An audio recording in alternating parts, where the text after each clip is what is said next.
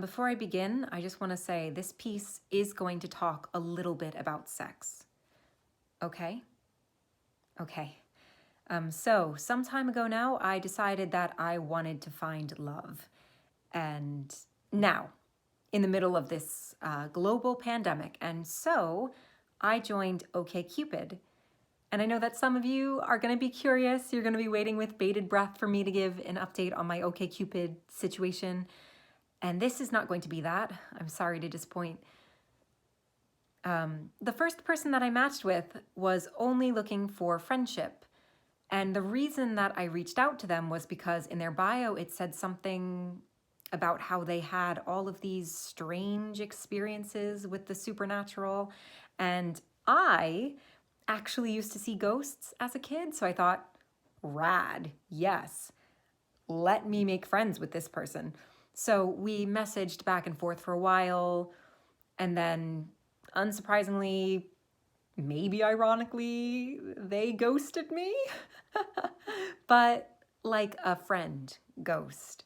And I was fine with it. But more broadly, my heart is a fragile thing.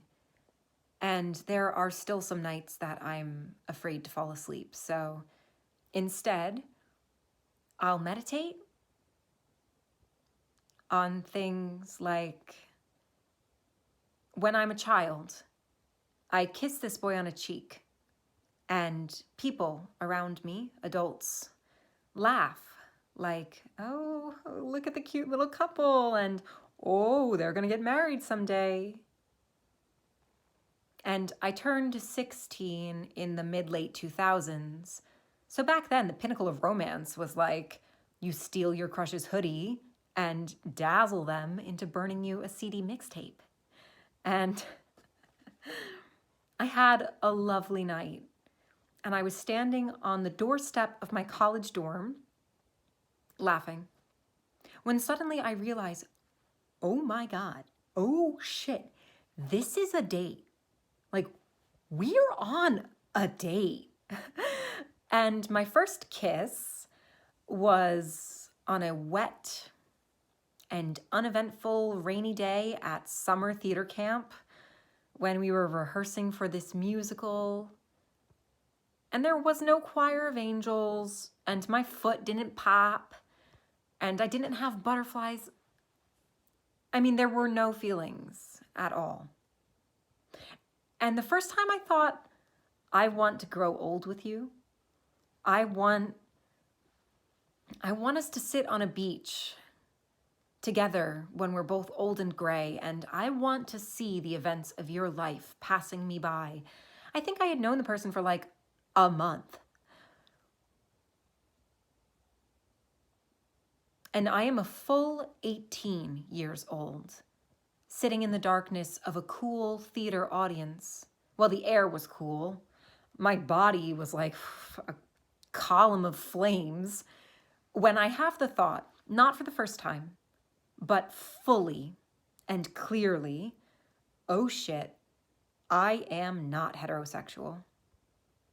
But the only sex I learned about in high school involved exactly one penis and one vagina, like coming together for the sole purpose of procreation. So, I mean, how can I, how do I, why do I, and I want things, and I'm terrified by it, and I don't want things, and I'm petrified by it, and I am terrified of myself for so long that I sort of skirt around the edges of who I could be if only I was brave enough. I'm not going to hate myself anymore for being who I am. When I lived in London, there was a 5-hour time zone difference between the UK and the US, and still people picked up the phone. My best friend's voice came to me on little sound waves, and my sister's faces lit up video calls at 3 a.m. I know something about love now that I didn't know before. And I understand something about hate. I meditate on the concept that the presence of something, anything, instantly invokes and implies the existence of its exact equal opposite.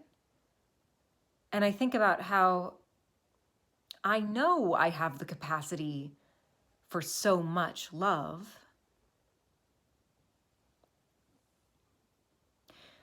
In 2015, gay couples are legally granted the right to get married in the USA. And I am 22 years old then. 27 now. And did you know that the Republican Party platform still officially opposes gay marriage?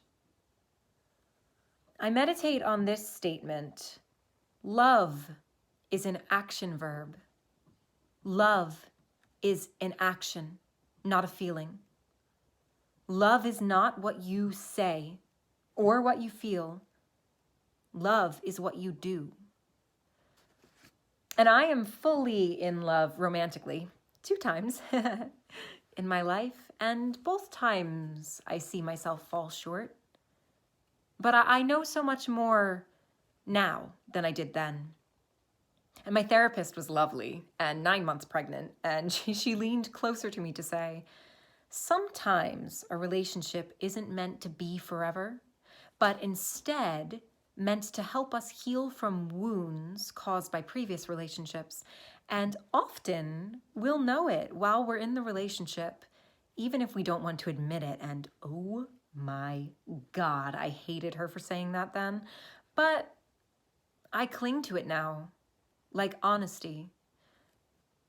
And didn't Sondheim write forever, which is maybe the most terrifying word I've ever heard?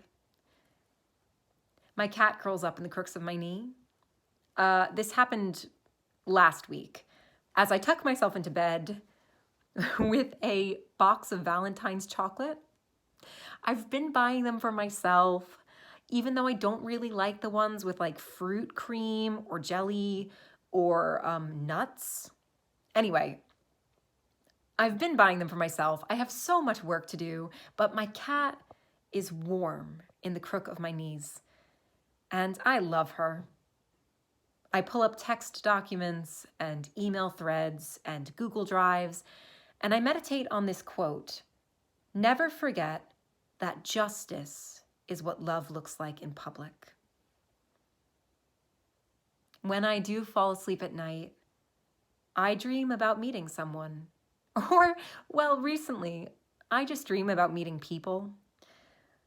Online for an event at Comic-Con, or in the waiting room for a theater audition, rushing to catch the tube at Moorgate Station, or over tea, out on a bike ride, or in the standing room only section at the Royal Opera House, as I crouch down during intermission for this new avant-garde opera on overpopulation while I'm scrolling through erotic fiction on my phone. I got a new message on OkCupid from my ghost friend. They were telling me about how they get these night terrors, these visions that some figure is standing over their bed, like sleep paralysis. Recently, I stood in the sweets aisle at Walgreens amidst this sea of like red and pink confectionery. And I understand that feeling. I understand that feeling. But today is Valentine's Day. Today it's Valentine's Day. And for all that I know of love,